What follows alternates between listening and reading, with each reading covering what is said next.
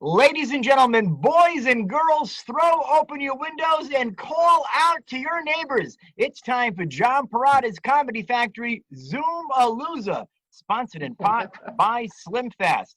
And now, the Guinness World Book of Record title holder for chugging a party pack of Slim Fast in 17 seconds, your host, John Perrotta.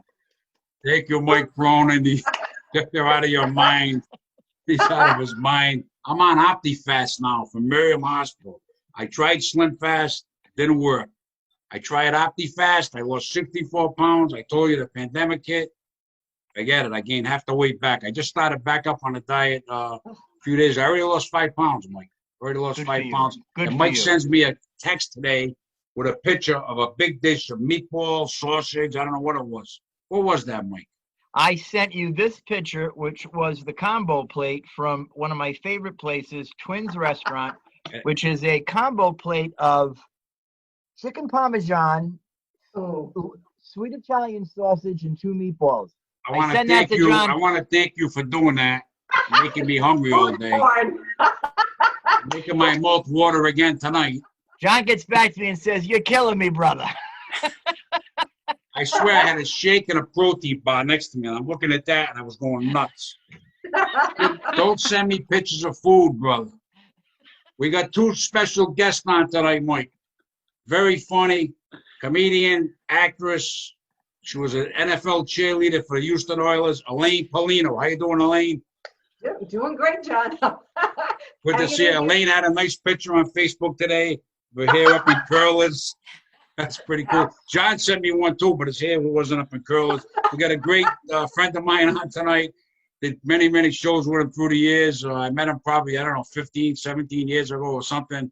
Very funny. He's out in New York City. John O'Connor. John, how you doing, buddy? Hey, Johnny. Thanks for having me on, bud. John, you look, the bow tie. Elaine looks great. Cronin looks like he just came out of Kmart when it used to be open. Yes. I would have to say, John, that this panel of guests, Elaine and John, have got to get the nod for best dress. Yeah. Absolutely. I think so. Yay. I think so. First time in my life. Elaine? What do you got, John? I said that's the first time in my life I've ever got that award. I've known you for years. I've never seen you look so spiffy. Thank you, brother. I'm telling you, I look at you now. If I was that way, I'd tell your girl she's gonna move. I'd move in with you. I come to New York. You look so good, John, that I would come to New York and see you. That's Johnny, I'm doing this new thing in life. It's called trying. Wow.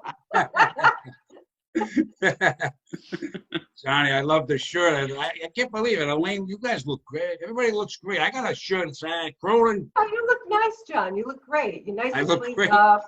Your skin looks all shiny and nice. You look like you did a facial. I got about 75 pounds to lose. Oh, gosh. And Mike sends me pictures of food. Not gonna help. Not gonna help. I live 2 minutes from Twin Oaks, Mike. You're killing me. So You should have told me. We could have met over there. We could have had lunch there. I'm sure they have like a nice. You could have had a kale salad while I got into a good chicken Since parm. the pandemic hit, I have not eaten in a restaurant. I get curbside pickup. I'm afraid of the virus. I don't even go in a restaurant. All the shows I did were dinner comedy shows, and every one of the places, nothing this year, they said. Every one of them. I got not one gig on the calendar because you can't have a dinner comedy show in a pandemic. Yep. People used to get the buffet and serve themselves. Those days are over.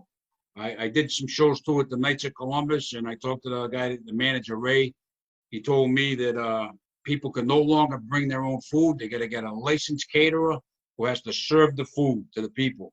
So everything changed with this pandemic. It's not going to be like before. I used to do all you can eat, all you can laugh, dinner comedy shows. They may come back, but you'll be getting served. You won't be able to get your own food.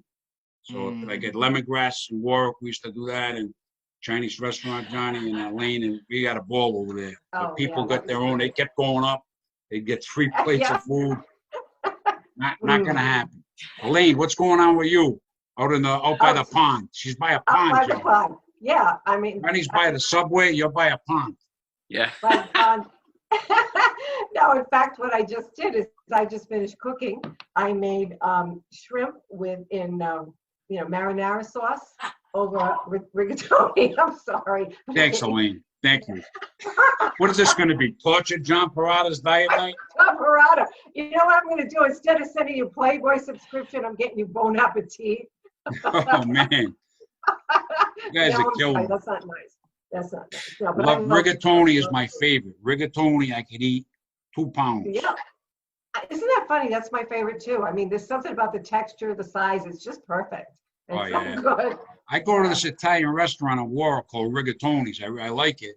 Oh. The name of it is Rigatoni's, but you go in, you can't get a dish of rigatoni. They have every other kind of pasta. Now, why would you name a place Rigatoni's and not have rigatoni? I can never figure it. I got to ask the owner one of these days. I can never figure it out. They got all these different kind of pastas, every one you could think of, no rigatoni.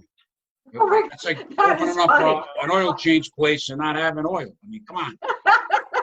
That's false advertising. That's what I'm saying. Johnny, what's going on in New York City? How long you been out there now? It's been like 6 years now. It'll be 6 years. 6 years in September. I've been out here. Wow. And luckily, through this pandemic, I'm working from home, so I don't have to ride the subway, man. Because I was from New England, dude. I had road rage. I used to like wish death on so many people around me, and I thought, and then eventually I got used to the idea, like, all right, this is people drive it, I can't. But then I got on the subway, and I'm like, I will kill everyone in this car. Like, you think people driving is nuts? Forget it, dude. The subway. I took the subway a few times. Oh, some days it's fine, and then other days you're like, I sincerely hope they fall down the stairs. Oh. Johnny came out and saw me at least twice. I was at Dangerfields 2 or 3 times, and Johnny came out and saw me. That's right. That was a blast being over there. I had fun, but New York is crazy. I could last 3 or 4 days out there in the comedy scene. I couldn't move out there. I mean, to do comedy, it's crazy out there. It's nuts. It's really nuts. And the other thing that sucked for me, I mean, I'm on days. I'm working days, but for like the first 4 years that I was here, I was working overnight, which sucked. Cause I remember that, yeah. I'd go do a show and then go to work. So no matter what happened, it just sucked. Cause like, if you did great, it was like, oh, that was fun, but now I got to go to work. Yeah, I remember doing Dangerfields and you having to run out because you had to go to work. I remember that. And then it was the worst because if you bombed, then you got to go to work. Wow. It was the most depressing thing. It's so nice to like see the sun again and function like a normal person. There's like 4 years, man. I barely remember. I was just in this cycle of like work, sleep, work, sleep, work, sleep. And then on that like last day, it was just like drop my laundry off and just lay there. I didn't do anything. Wow. I was on 11 to 7 for a couple of years at the prison when I worked at the prison. I didn't like it. It's a tough shift. I never knew when to sleep. I'd get off work at 7. I'd be awake for a few hours. I never knew when to sleep. Sometimes I'd crash before work. I'd wake up and I'd go on. I'd be so tired. You know, it's a crazy shift, 11 to 7. Well, I was you ever work 11 to 7, Elaine? I don't think I ever did. I stayed up from 11 to 7 sometimes. But I never really worked that Mike, shift. you ever work 11 to 7, Mikey?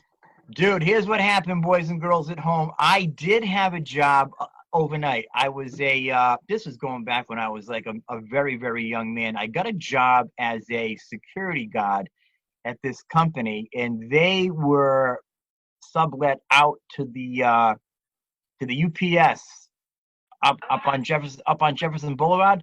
So Oh, yeah. I had to stay in the shack. So one of the things that I did was I would hand out their paycheck. I can't change And my then- name, so guys, hi, I'm Sammy. Who's that talking in the background there? Somebody's talking somewhere. Oh, sorry. My girlfriend is also on a Zoom call. I'm sorry, guys. We got Johnny's girlfriend on a Zoom call. I'll mute. Oh, God. John, this is not going to go over well with our sponsor, Slim Fast. They did not pay for an additional guest. What were you saying, Mike? You were a security guard? I was a security guard at the UPS station in Jefferson Boulevard. Now, this is a big place. This is like one of their big hubs. So I would check them in as they came in. On Friday, I would pass their paychecks. And then one night, I'm bored because you're overnight. You don't know what to do. I mean, you're sleeping, you're nodding off. So I get up and I walk around and I discover that the keys are in these tractor trailers. So what do? I start one up and I'm driving it around this tractor trailer. You're out of your mind. Now when I gotta back it up and turn it off, which I did that okay because it wasn't connected to the box. It was just this gigantic truck thing that I'm driving, and the wheels like this, and the you're looking at the dashboard right like that. I couldn't figure out how to turn it off, so I had to call up one of my friends who was a tractor truck driver, and he told me you got to look for this button. Then I turned it off. So that was my experience as a overnight worker, which didn't last too long. But I could never drive a tractor trailer. Never. It was fun. Johnny. It was fun. You know what happened to me when I took? I told you, Mike. I took my driving test, but I was like 16. I was going over curbs and hitting curbs and everything else. I think that guy knew my uncle or something, because we stopped the car on Uniconicate Hill in Providence Hill. The guy said, "Okay, stop the car. You passed." So I don't know why he passed me, because I was awful. He goes to get out of the car. Now I'm thinking the car's in park. I don't know. I don't know what I had it in. It wasn't in park. As he gets out of the car starts rolling back and he falls out of the car. This is the guy giving me my driving test. He's on the ground. I had to put him in park, get out, and help him up. It's that guy's fault, because 5 days after I got my license, I had a telephone pole. So he should have never gave me my license. To this day, I've been a great driver for a bunch of years now, but when I started out, I was awful. I'll tell you, man, that was a nice car, too. That was the 1968 Chevy Impala. That was a nice car. Boy, imagine what that car would be worth if you had that today, Johnny. Wow. I had it 5 days. My uncle was a mechanic. He went and looked. It was totaled. It was totaled in 5 days. And all my, between relationships and cars, I went through them like water. Elaine, God. you got a cheerleader story or a LA story? What do you got? She's always got stories, Johnny. Oh my God. Well, I can tell you a story about a car. When I was like, 16, my father, I got this car and we used to call it the Cancer Lancer. It was the ugliest thing you ever seen in your life. It was like a Dodge Lancer. Anyway, so one time my girlfriends and I all go out and we, put a buck in a piece to go get gas. We're coming back and I'm late as always, right? So I'm coming back and my mother, if I was out like 1 minute past 10 o'clock, she locked me out of the house. So we're driving like crazy, and in Oneyville, because I lived in Mount Pleasant, so I take the cut through Oneyville. I go up the curb, go over the median, hear all this noise, go there, the rest of the night, get home, park the car. My father gets up, starts the car to go to work, and he says, "Get out of bed." I said, what the did you do to my car? I said, nothing. He said, "The muffler is gone." I went, "Oh, you're kidding me." And so he goes, "Get it." And he made me go in the car and drive all the way back to Oneyville. I had to stop in the middle of the intersection, get the muffler that I left on the median, and then take it back and give it to him. And he never did. I mean, he wasn't me. He was a really good guy. I don't know how he put up with me. I was like, I got stopped going 80 in a 40-mile-an-hour zone on Huntington Expressway. And the cop just said, "Could you please slow down?" I didn't even get a ticket. I mean, it's not a wild story, but I have the wild stories about it. I remember you got a wild story. I remember my father let me use this car. I was like 17. After I smashed my first car, and he let me use his Chrysler, which he loved his Chrysler. And I took it home. I went out with some girl. I took it home, and I couldn't make the turn to get in the driveway with the fence and everything. And all of a sudden, I'm getting in the driveway, and I got caught on the fence. So now I'm 17. I'm sitting in the car thinking, well, what am I going to do? I'm caught on the fence. So I gave it the gas. Boom! The whole side of the car. The whole side of my father's car. I can still hear him. He goes to, I didn't say nothing. He goes to work. Somebody told him at work as he comes home, "What did you do to my car?" I was all smashed. I had issues with cars. Johnny, you ever have an issue with a car? Luckily, I'd never had any. I never ran anybody over like you did, or I. And usually, I ran myself over. Oh my goodness! Story. That's another story. I'll tell you that sometime. You ran yourself over? I never told you that story. No, I didn't know that was possible. You're in the car. How did you run yourself over in the car? I don't know anybody that ran themselves over that was driving. I'm in the car. At the time, my wife and I, which I married twice, that's a whole other story. We were getting divorced. We had issues. So I picked up my 2 kids. They're in the back seat. I'm in the driveway. I sit in a car. The car's running, but it's in park. Toyota Camry, nice car. So I said, I got to tell her one more thing. I don't know why I didn't call her. So I was mad. So I go out of the car to tell her something to open the door again. But all of a sudden, out of the corner of my eye, I see the car starting to go back. My kids are in the car now. As a father, you're in intuition, and you're going to try to jump in the car and save your kids. So as I tried to jump and be Evel Knievel, the car door knocks me down. I'm under the car. The car's now rolling back fast. I'm under the car, fighting to get above a cement wall, fighting for my life. Honest to God, I'm screaming out of my mind. The car stops because the car door pinned my leg against the cement wall. I thought my leg was cut off. All my neighbors come running, right? All my neighbors come running. The whole neighborhood heard me, right? Perrottas are at it again. The whole neighborhood comes running. They lift the car up to get my leg over. I thought my leg was gone, right? And the kids are in the car. Oh, God, what a nightmare that was. I ran myself over. I have never met anybody that's run themselves over. So that guy that passed me in the driver's test, Mike, John Elaine, should have never passed me. He dropped out of the car. I ran myself over. I had telephone poles. Crazy. I'm a good driver now, but it took me a long time. I'm going to start on. Go ahead, Mike. Go ahead. I can remember one time I'm 16 years old. I had a 1970 Cadillac DeVille convertible. Wintertime, it's an absolute blizzard. This snow's coming down at record lengths, like probably an inch a minute. So me and my friends all pile into the car. We decide we're going to put the top down. So we're on Narragansett Boulevard. I put the top down. We're driving down. This Cadillac was beautiful. Turquoise, white leather, interior white top. I got the top down. We're cruising down Narragansett Boulevard. All of a sudden, woo! Cop pulled me over. So I'm going to be polite. I said to the cop, what seems to be the problem, officer? He goes, what seems to be the problem? What seems to be the problem? It's snowing out. That's the problem. Get the top up after he checks my license and whatnot. Now the top won't go back up. Top won't go back up. Now he wants to tow the car. So I'm like, look, I work at a body shop. I can get this fixed, no problem. So we get under there, and I find out the fuse is blown out. So I tell the cop, look, I'm going to go to the nearest store. I'll buy some aluminum foil. I'll put it back up there. You can follow me if you want. I'll put the top back up. We'll get going.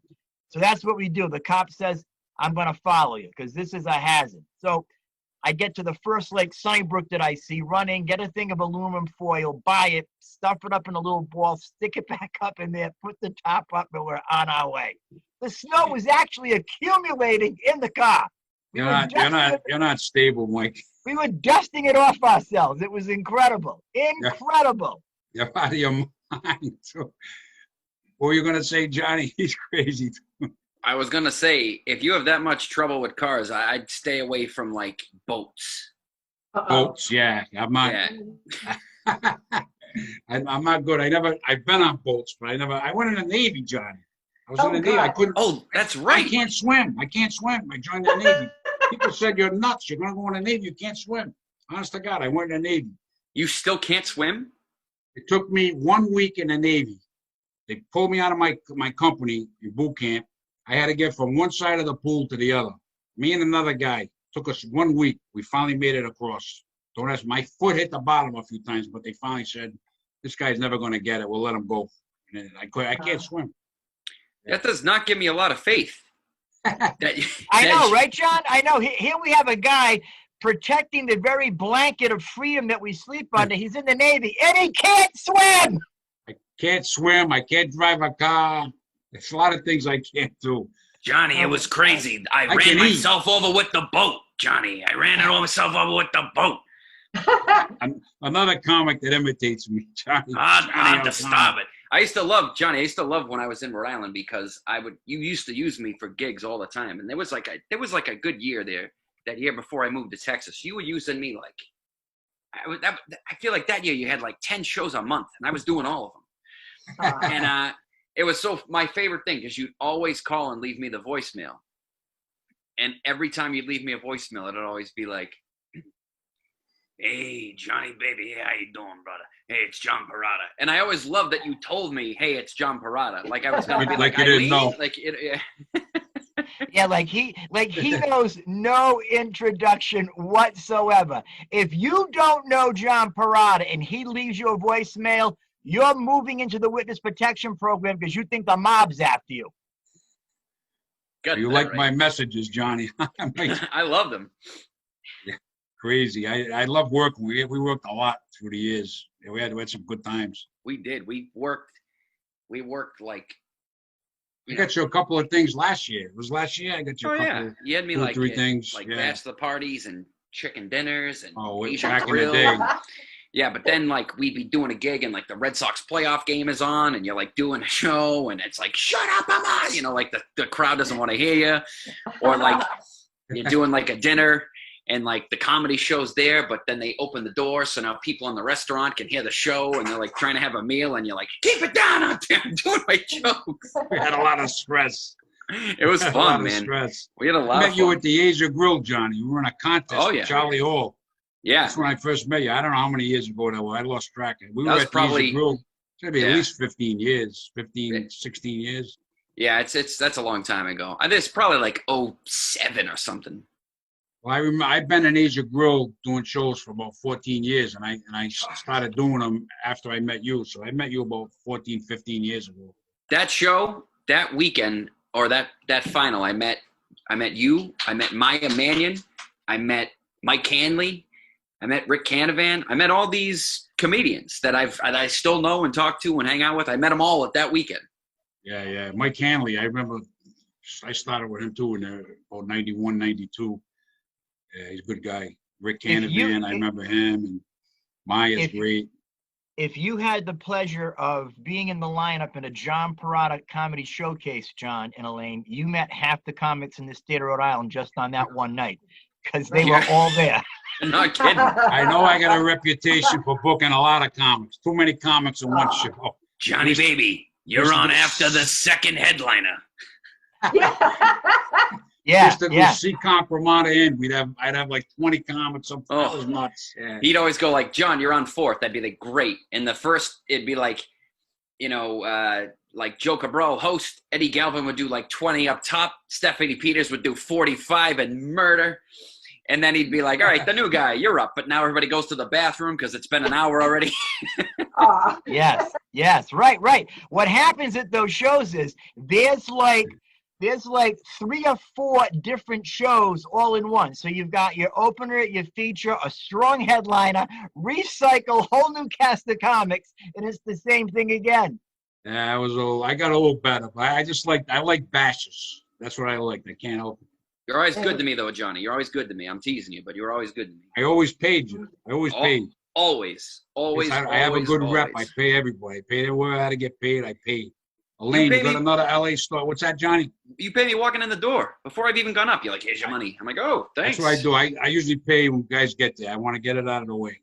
Sometimes I had to run to another gig or something. I had Elaine, you got another story? We'll keep popping to Elaine and see what she's You want an LA story? Okay. An LA story.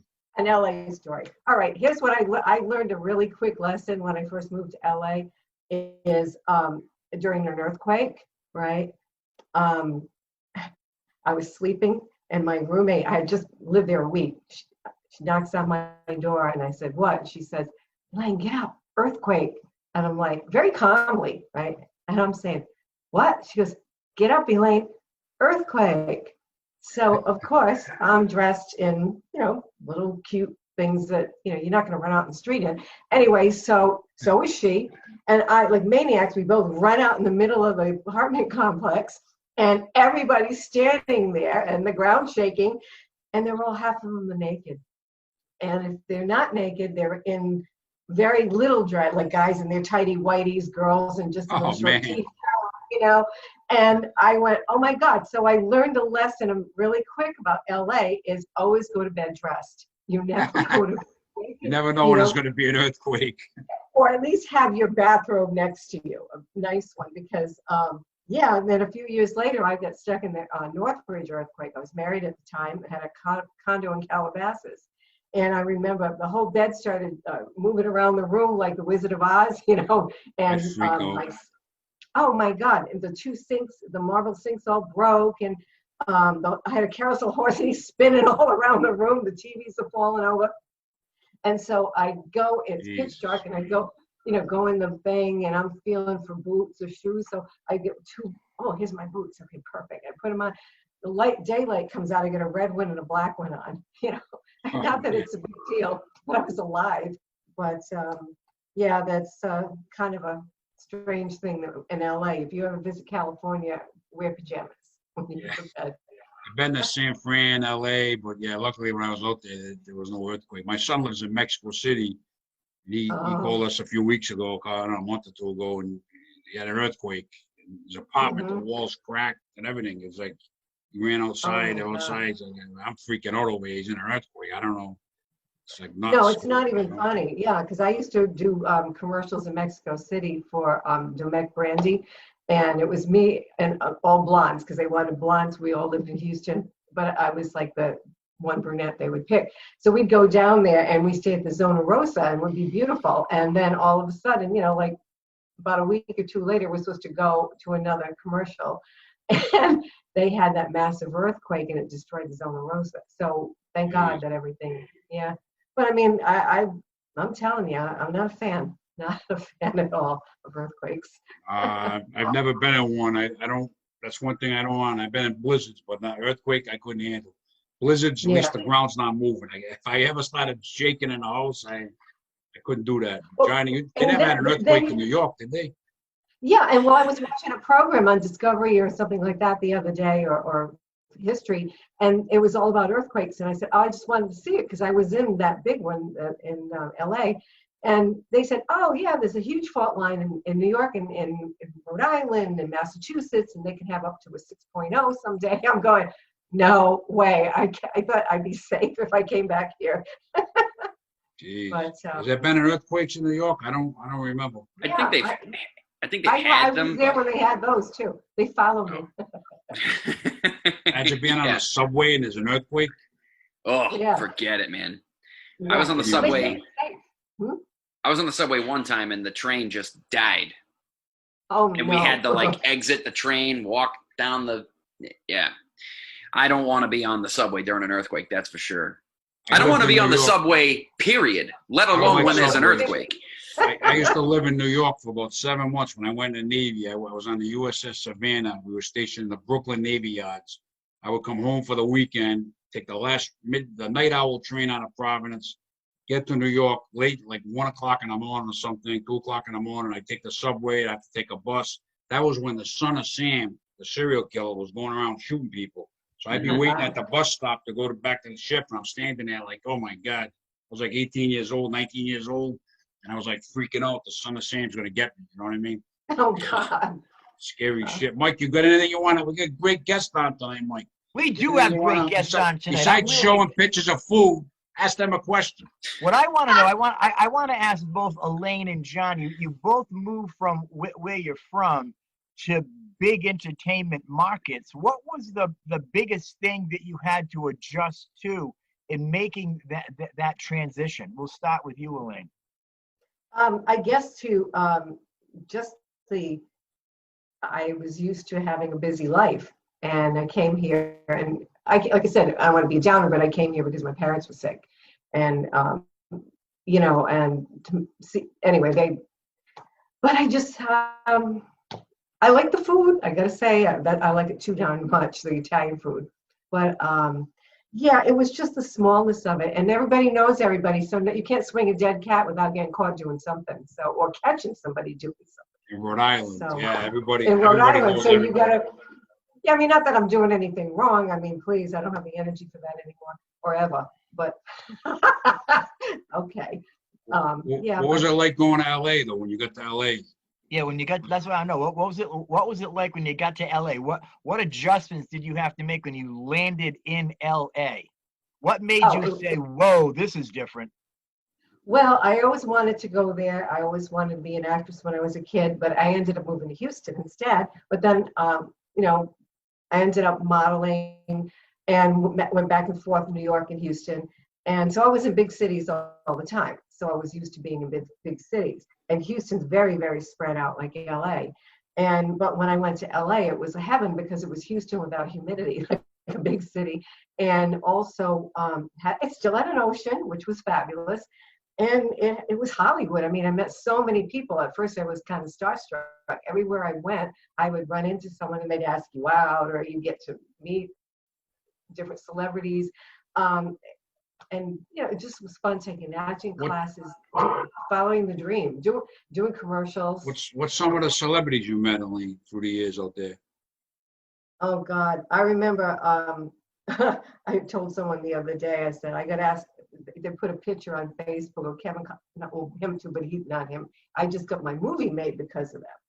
But Tom Selleck and what was that other guy? I love Sam Tom Elliott. Selleck. Sam Elliott? Yeah, I love those guys. And someone put a picture of both of them on Facebook, and I went, yeah, well, I remember when I was asked out by both of them. One shouldn't have, because we won't go there. Well, everybody's going to know it now, but no, I worked for this big stockbroker and to the stars, so he at that time was a customer, you know, of my boss. And then Tom Selleck, I met him in Hawaii when I was engaged to the pizza kitchen guy, and we were over in Honolulu, and he was saying, you know, oh, we're going to meet Tom Selleck. We're going to meet Tom Selleck. I said, okay. So I went with my girlfriend, who was a real estate lady, and we went to his set while he was performing. And I met him, and he said, hey, you could try out for a part. You know, go to the casting director and come back, and you can audition for a part while you're here visiting, you know, with the opening up a new restaurant. I said, okay. So that night we go to this big fancy restaurant. Here's my ex-fiance bragging, oh, I know Tom. I'm going to meet Tom Selleck, and I'll introduce you. And all of a sudden Tom walks into the place. He looks at me, goes, hey, Elaine, how are you? I said, oh, good to see you. I was like, man. Oh, God. What was he like, Tom Selleck? What was Tom Selleck like? Oh, my God, is he gorgeous. I mean, he is so handsome. He's like magnificent. But he was kind. He was a very nice man. I was very happily engaged at the time to my ex and XXXX, whatever. But so nothing happened. But when he saw me, he goes, hey, you know, how long are you to be here? You can stay at my place. I said, well, I kind of staying with somebody. I don't know. I'd probably stay at Tom Selleck's place. I know. Let me tell you something. If someone's going to turn the other way, you know, who cares about that? But he's the most beautiful. You know, you're the only girl I ever met that said no to Tom Selleck. Oh God! But I'm loyal. People don't believe it, but I really am a loyal girl because I get on stage and I say these bloody jokes. That's what I love to do. But if I'm with someone, I'm with someone. If I'm free, hallelujah. You know. That's cool. So, yeah. Johnny, what about you in New York? How did you adjust when you got out there? When I got out here, it was. It's so true. Why don't you come back to me? We're gonna come back to Johnny. This girl's talking on Zoom. Any chance we can get your girlfriend on the show, John? I mean, we'll get her on the show too. Tell her to say hello, Johnny, when she gets a chance. We got Johnny muted. That is too funny. Too funny. He goes live and shows up giving up some trade secrets. Yeah, you're talking many, many years ago. This is like going back. I love Tom Selleck. I always loved Tom Selleck. Tom Selleck he didn't make a lot of movies, mostly TV, but I always loved him. I loved the movies he was in and TV shows. Well, he was the original person to be cast as Indiana Jones, not. I didn't know that. Yeah, and he couldn't get out of his contract with Magnum PI, so Harrison Ford ended up getting cast, but that he couldn't do it, but he was their first choice. Isn't it? That would have been huge. A lot of actors that happened to. That would have been huge if he got that role, you know. Oh my God. And he would have been cool in it because he had this cool, you know, kind of easygoing way. Nice guy. Yeah. You know what I find upsetting, everybody, viewers at home also, when you find out that a celebrity that you really like is not a nice person. And I have a dear friend, Nick Albanese. He's been on Nick's show several times. I'm not going to drop the name. However, I wish I was there that night. I wish I was there that night. This person is a heavyweight in Hollywood. He's friends with Nick. He came into Rhode Island to see Nick play The Last Sicilian. And they go all out after to dinner after. And they're talking. And this person tells him that Kevin James from King of Queens fame and his stand-up career and Kevin Can't Wait is not a nice guy at all. Not a nice guy. That might have been his opinion. Who knows, you know? Well, you know, it's been said. And what Kevin James did to Aaron Hayes when he had his show on Kevin Can't Wait. That first season was very good. It was basically the King of Queens just recast in with different characters and different roles. I personally thought that Aaron Hayes did a great job playing his wife. It was a very funny show. At the end of season 1, he sneaks in Leah Remini back in, trying to capture lightning in a bottle, who she played his wife for 9 seasons on King of Queens. And then for season 2, he boots Aaron Hayes, slides Leah Remini back in to a lead role. However, the Nielsen ratings went, we don't like that. And the show got canceled. The show got canceled. In the other one, seeing it's out in the news and it's well known, Nick is personal friends with Jimmy Kimmel's sister. They're good friends. They've known each other for a lot of years. And she told Nick that she was at a party with Ellen DeGeneres. Not nice. Not a nice and friendly person. We don't want to do celebrity bashing on it. I don't want to get a call tomorrow from Ellen and Kevin James representatives. Not that they'll see this. Why? I don't want to get calls from celebrity representatives. Let's look on the positive This side. is going to be seen in New York. Johnny's in New York. He's going to share this. Somebody in New York, their agent might see it. This could go viral. We'll be in trouble. Maybe they'll want to come on and defend themselves. Hey, how about Imagine me that. getting in trouble? Talking about, oh well, who cares? Well, we praise Tom Selleck, but we bash Kevin James and Ellen DeGeneres. Two very Do talented we want to people. go down that road, Mike? Two very talented people, and we hope that these alleged stories are not true. There you go. Maybe they were just having a bad day. Go back to showing pictures of food. I like you better when you're showing pictures of food. I don't like controversy. Gets me nervous. Reminds me when I got run over by the car. You know what I mean? Oh boy, oh boy. Johnny, is she still zooming? Can you talk? I can finally talk. No, she's part of a workshop. She's part of an acting workshop. So she's like on a panel with people right now. She's doing. This is the first time we've run into this too, where we're like anyway. Johnny, So- what's your girl's name? Samantha. Johnny and Samantha zooming at the same time in a studio apartment in New I York know. City. Where This do is we big. get the bandwidth? Where This do we is get big. it, Johnny? This is big, Johnny. Yeah. What else is going on, Johnny? Well, right now, I've been trying to get the podcast back up. I started a podcast Oh, last year called Spectacular Show. Then COVID hit, and I just stopped doing it because I used to go to people and interview them, you know. See, And I COVID didn't- hit, and I started this when COVID Yeah, hit because I was and going I didn't- nuts. I didn't know about Zoom, and it was already tough enough for me. Like, I don't know if you had this. I mean, you got Zoom so people can just log in, but the number of times I had somebody like booked for the podcast, and like the last second they would just cancel, like that morning, happens. that It after, happens. all the Yeah. time. So now it's like the podcast was a fake late night show where I'd like do a monologue and I'd edit in all these laughs. It was ridiculous, but I'd edit in all these laughs and fake ads and all this other stuff.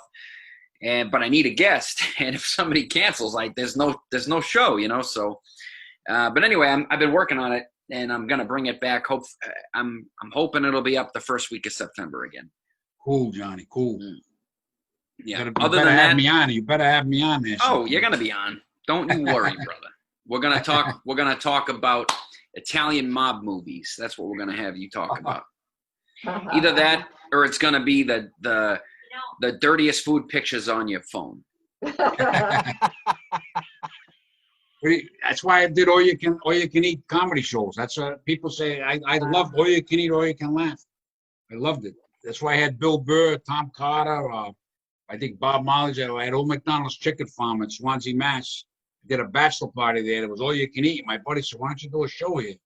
They had a big room upstairs, 300 people, and I said to myself, "Or you can eat, or you can laugh." So that's what I came up with. I don't know if anybody else ever did. That was around '93, so I started doing shows there, and it was a hit. It was $16 a person. They would get 8, and I would get 8. We get 300 people, and I'd get great comedians. We were there about 2 years, and then the owner, tax evasion, wound up going to jail. That was it. Well, you had one show that was at like a country club. I forget where it was. It was in Rhode Island somewhere. And there was one night it was so sold out that like they had a separate side room. And we did 2 shows. Everyone on the bill. C-Comp Ramada, and we did one show in the big room and one show in a small room. We do a set there, then you go over and do a set over there. We were going back and forth. That's where that was, I think. It was so fun. I feel like I did the Ramada Inn, though. I feel like this was a different joint you had. It was like somewhere in southern Rhode Island, I think. Like in the woods, like a country club in the woods type of a deal. Might have been. But it was like this big function room, and there was like one little show with like 50 people, and then after that you went in the big room, and there was a show with like 300 people. It was one of my favorite nights of comedy ever. Those were the days. Those were the days. And I used to get mad because I liked Joe Cabral, but he used to always be like, "Now don't run over on time." And I used to be like, "Joe, I'm the only guy on this bill that's wearing a watch. I'll stick to my time. Don't worry about it." You are so right, John. You are so right. Joe Cabral would go up to everybody. Don't go over on time. Pay attention. He was good on the time. Pay attention on your time. Some guys I had hosts, they wouldn't do that. They just guys go forever, you know. Well, no, that's the thing. He was good about it. I'm just saying, like, it's like, Joe, you know me by now. I'm not gonna blow the light. Like, I'm timing myself. It'll be fine. It'll be fine. But yeah, he would go around to everybody, and I give him credit because he did. He kept track. A lot of these other guys would be like out smoking a pack of cigarettes, and you're like, I'll tell you a good story about Joe Cabral that people don't know. This guy's got such a good heart. Every year, to this day, every year at Christmas, he dresses like Santa Claus. He picks 4 or 5 friends. He goes over their house. I actually videotaped them putting the gifts out. My kids were in bed. This is when they were young. He puts all the gifts out, has the milk and cookie, and leaves. I videotaped the whole thing.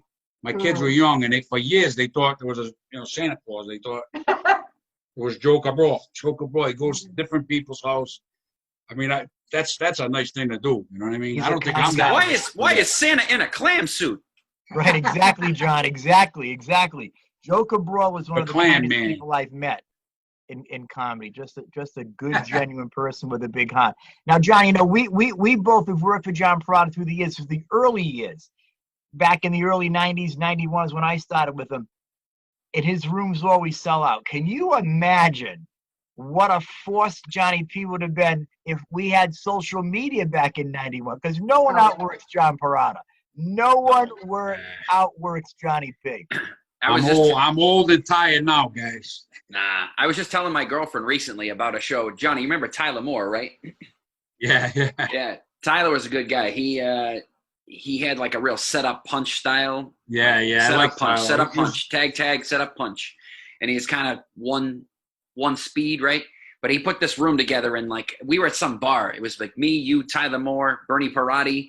Right? I remember that. So Tyler had me headlining, and he had John like right before me. And the bar was not the show. This particular show, like nobody cared. Like they were not really watching the show. And then John went up, and he's like, "Look at this guy over here. How you doing?" Blah, blah, blah. And he goes in and destroys for like 25 minutes. And I'm like, now I can't do what he did, but I got to do something. So I go up and I start going, and the crowd gives me about a minute. And then they were just like, nah. And they all just went back to talking. But I looked, and there was like 10 or 12 people like right over here on the right that were still watching. And I was just like, this is the show now. And I just had this nice little intimate, like kids table at Thanksgiving of a show after Johnny blew the roof off the joint. I couldn't follow. I remember that night. I remember that place. It was a bar in the middle of nowhere somewhere. I forget where it was. Yeah, it was like in the woods in Massachusetts or something. And they were loud. They did not care at all. But you went up and you made them. You made them care. You went up and it was like, hey, look at this. Oh, yeah, bam, bam, bam, bam, bam, bam, bam, bam, bam, bam, bam. It's like a UFC fighter out there. Yeah, Exactly. I would give anything to be able to do that tonight. Believe me, I haven't been on stage in September 15th will be 6 months. I would give anything to be able to go somewhere and do 10 minutes at a show. You know what I mean? This is tough times for all of us. You know, definitely tough. Yeah, we're getting. I mean, this is helping me get through it. It's helping me, but I miss the shows. There's nothing like a live audience. Oh yeah, nothing like it. You know, and now they got to be 14 feet away from the stage. Like they got all these different guidelines, social distance. I saw the last week or so different drive-ins in New England doing comedy shows. People go in and they drive their car and they tune in an FM radio and they're up on the screen. I don't know if they got a stage up there. Like Lenny Clark did one. Christine Hurley's coming up on one. They get different shows. Like it's crazy now. This whole pandemic has made everything crazy. You know? Yeah, it's nuts. I saw Fairfield. What's that? Fairfield in Connecticut, Fairfield Comedy Club. They do it outside with a tent, and they had Mike Birbiglia. You know Mike, right? Yeah. He's great. And then did we know him back in the day? I didn't know him. I wish I did. He used to do New England, but then he moved to New York. But he's a big comic. But he was there for a weekend, and special guest he brought with him John Mulaney. How's that for a surprise? Wow! Imagine you go see Mike Birbiglia, and it's like, oh, special guest John Mulaney. What a night, you know? Jesus, wow! What's going on in New York? They must all the clubs closed, right, Johnny? Still, the clubs are closed, but they're doing some like outdoor. They're doing some like outdoor shows and stuff. And the thing is, I would go, but it's like I just don't. The subway is so. It was already pretty gross, but now since ridership is down like 90%, there's like more homeless people and stuff on like living on the train. And of course now there's like more assaults and stuff, so it's just like I'll wait till it's all cleaned up and I'll go tell some jokes then. Yeah, it's rough now. I'm waiting. There's people. I'm just gonna wait a while till it's better, you know. Elaine, you got another story? Oh God.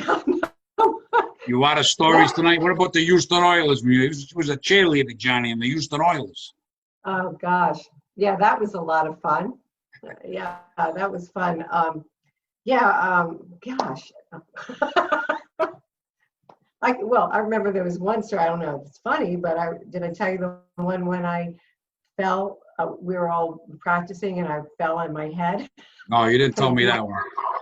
I don't remember I told you that. when I got hit by the football player and I got spun around. Yes, you did tell us that one. Yeah, that was fun. Yeah, no, we were all practicing for some local TV show, and they were filming us for the news, and we were doing a high kick series, and it was on a newly waxed floor in the Oilers building, and I fell on my back, lifted my leg, fell back on my head. Jeez. And and I just said, I felt really dizzy, and they said, well, just go home. So I go home early that day, and I was living with my first fiance, and he was out of town, and I was going back to the house, and I see like a car in my driveway, and I said to the kids next door, they're on these go-karts in the street, I said, will you tell your friends to get their car out of my driveway? And they said, oh, that's the repossessors. I'm thinking, repossessors? Who the hell? Where did these kids come from? So I walked in, and when you don't feel well, I had a headache. I come walking in, and I see these two guys, and one is getting, and all the, stereo equipment, TVs, everything's all piled in a pile. And I'm like, excuse me, what are you doing? And they said, oh, I'm sorry, we were robbing you, but if you let us go, we'll leave. We'll just don't call the cops. And of course, being again from Rhode Island, being Italian, I just let them have it. What the? You doing in my house? How dare you? And they're like, lady, calm down. Look, we're going to put everything away. So he goes in one, and there was a 357 in the drawer next to the bed, but they didn't get that. They had all the hunting rifles and things like that, the guns, big guns, but they had no ammunition. It wasn't, thank God, not loaded. So one kid goes in the bedroom to put stuff back. The other guy goes upstairs, and he's saying to me, hey, lady, come upstairs, and I'll show you where I put everything back. And I said, yeah, bullshit on that one. There's no way. So now I'm going to stay here. Come on. In the meantime, the kids come, and I lived in kind of rural Houston. And I said, tell your father to call the sheriff down the street. So they called, and I had a German Shepherd, and he's barking in the back, so they couldn't go out the back door. And I'm sitting there talking, and they're begging me, please don't ever have us arrested, blah, blah, blah. All of a sudden, you see this little heavyset sheriff coming in with the guns blazing, and there's 2 more guys behind him. And he goes, are these the people? And they go, no, no. I go, yeah, that's it. Get them out of here. They're robbing the place. So turned out they were both parole. Oh, they were both parole violators for assault, rape. One guy stole from a rectory and beat up a nun. Yeah, and so they get 10 years right back to jail automatic, because you know how those guys. But I'm thinking, are you kidding me? And after that happened, I fell apart. I was like, I just almost passed out, because here I am in my cheerleader outfit, tired. All I had on was a jacket. I was tired because we had done the practice for the media, and I come home and find robbers in my house. Jesus. Wow. I can't imagine robbing a house and having a cheerleader come in. You're lucky, Elaine. Swearing at you with the Rhode Island accent in Houston. You must have shook him up. Shook him up. I have a question for you, Elaine. They thought I was crazy. No. Cheerleaders play such a big role in the NFL marketing. Were you allowed back when you were cheerleading? Let's say like a car dealership was opening up, like a new Chevy dealership. Could they hire you, come down, meet Houston Oiler cheerleader Elaine Pelino, and you could get paid from that? And did you get paid from the Oilers? Oh, yeah. I mean, is there good money in that for you? We didn't get any money for the games, $15 a game. I did the poster for them, Wow. and I didn't get paid for that. But I did a lot of trade shows, conventions, golf, pro-am golf tournaments, car dealership open. That's where the money was. And the next year I didn't do it. So I started my own company, because they were called the Derek Dolls. So I called them the Texas Dolls, and I designed an outfit similar to what they were wearing. And and we would perform. I had those beautiful girls, the priest models that I used to model with, and we would do, like, again, car dealer, apartment complex openings, anything, opening of an envelope. They pay you, That's we cool. did Ducks Unlimited. Now, could you keep all that to yourself, or did you have to pay a percentage to the NFL, or was that all what you can get? Well, the NFL, when I did it for the Houston Oilers, they got paid, and they paid me a percentage. Gotcha. Like they paid us a certain amount a day for doing a trade show. Like I would go to Dallas, Chicago, whatever, Houston, of course, any place that they sent me. And there was a battle of the cheerleaders, whatever one, the NFL cheerleaders, but I didn't get on that one, because Wow. It was luck of the draw. I didn't get picked, but I couldn't. That was kind of fun. Where they Now, do you know what it's like today? The Dallas Cowboys, their cheerleaders really changed the playing field. What's it like to be an NFL cheerleader today? Is it a big payday? There's probably, again, you don't get a lot for the games. That's just kind of courtesy it gives you gas money for practicing.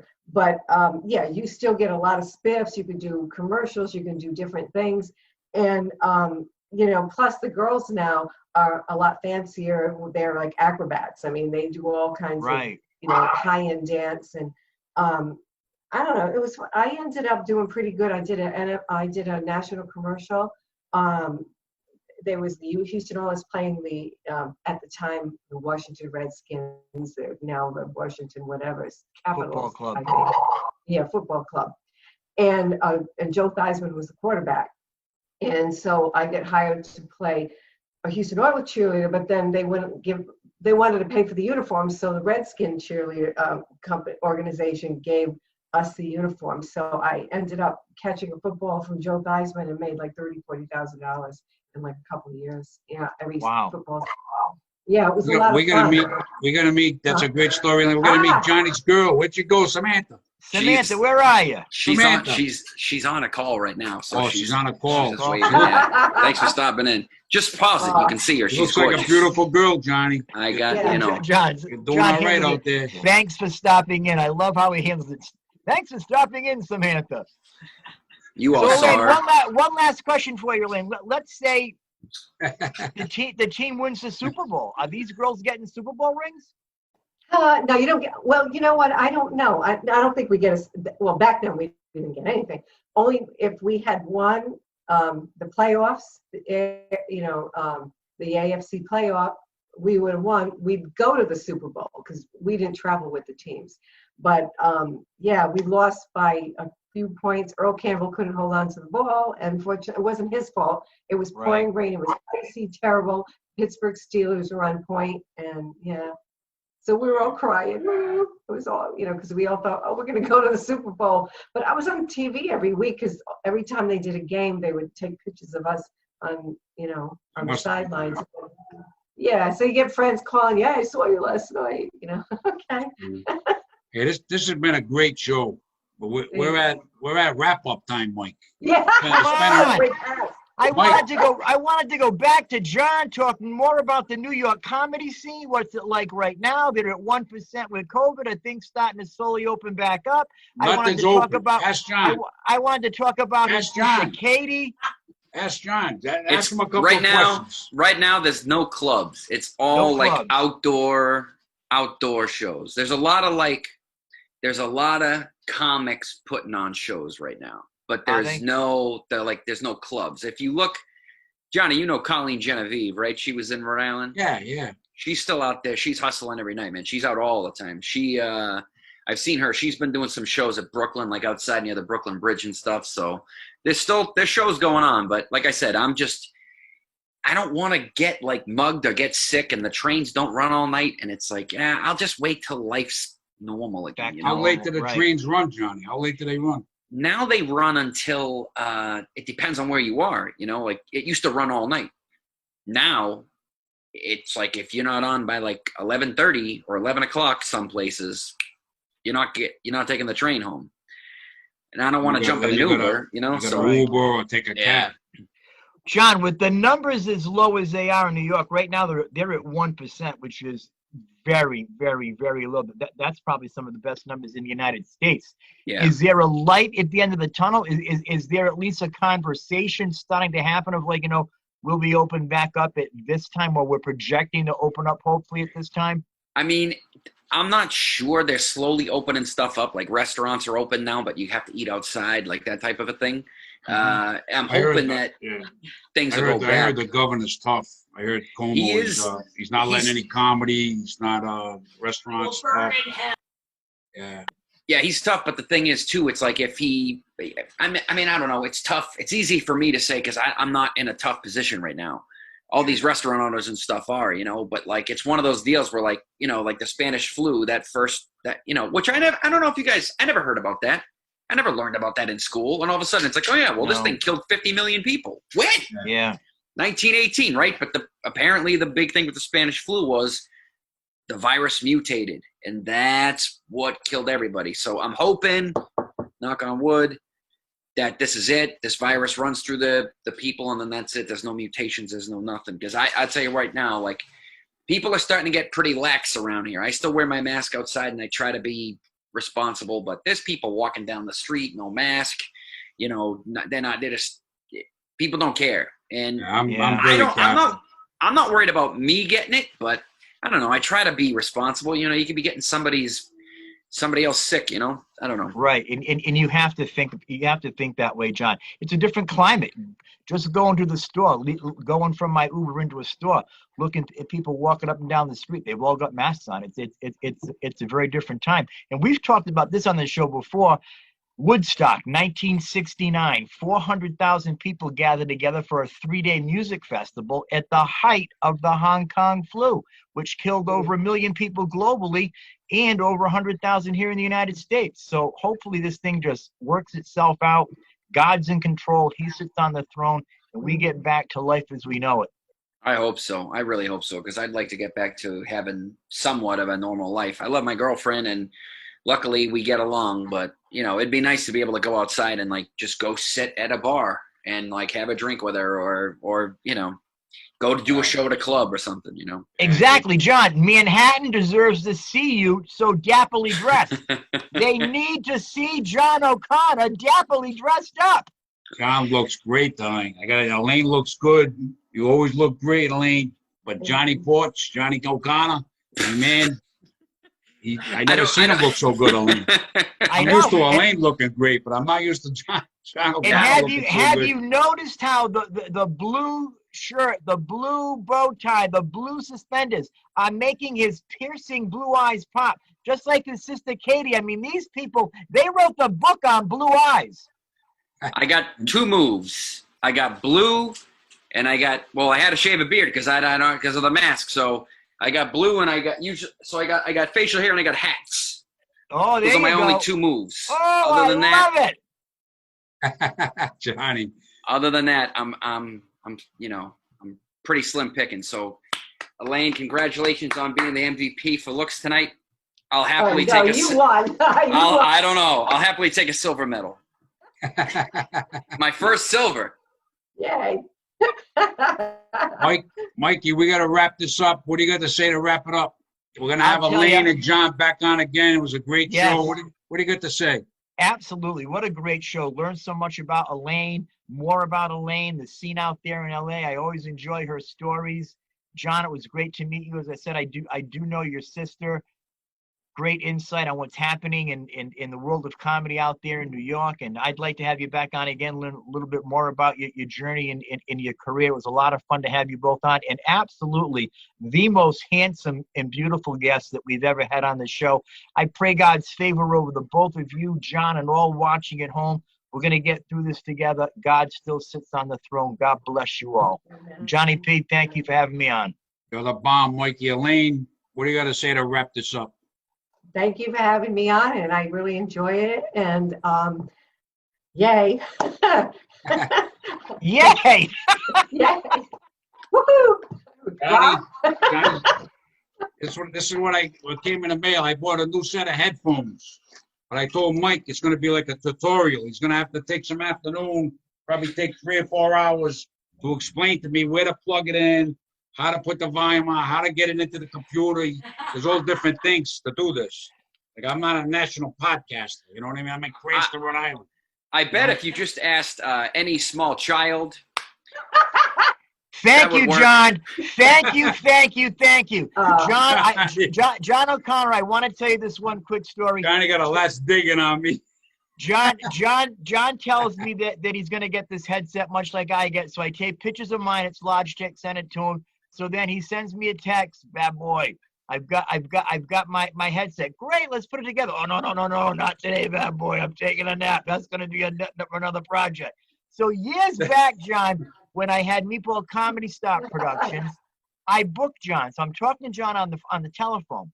So I said to him, send me one of your headshots so I can put it in my promo package. All right, brother, what's your address? I give him my email. No, your home address. I'm like, John, just email it to me. Nah, brother, I'm old school. I don't do that. So I give him my address. He writes it down. Now we get off the phone. I jump online, go through a whole bunch of stuff, find a nice headshot I like of him, get my promo package all set and done. It's out online, my website, social media. 3 days later, I get an 8x10 manila envelope in the mail. It's John Perrotta's 8x10 headshot. I'm old school. It to me. He is. I'm old school. He is. Johnny, you got the final word. I don't know if I gave you the final word. Now you got another. The final word, Johnny. Oh, thank you. Well, this Mike episode. And Elaine, it was nice meeting you guys. Johnny, I love you. It's always good to see you. Everybody stay safe. Wash your hands. Wear your mask. And the good news is now no one knows when you're drinking at work. Oh, dear. Oh, that's one of the best lines we've heard yet. I love it, John O'Connor. Thank Johnny you. got a good dig in and a good joke right at the end. Nah, no digs, Johnny. I love you. miss seeing your act, Johnny. I would love working with you. I miss you too. Great having you on. Great having you on, Elaine. Mike, as always, and I will have you guys on again. Everybody stay healthy, and God bless you guys. Thanks for coming on. It's a great show. Had an awesome time. Thanks for having me on. Thanks, guys. Bye-bye. God bless.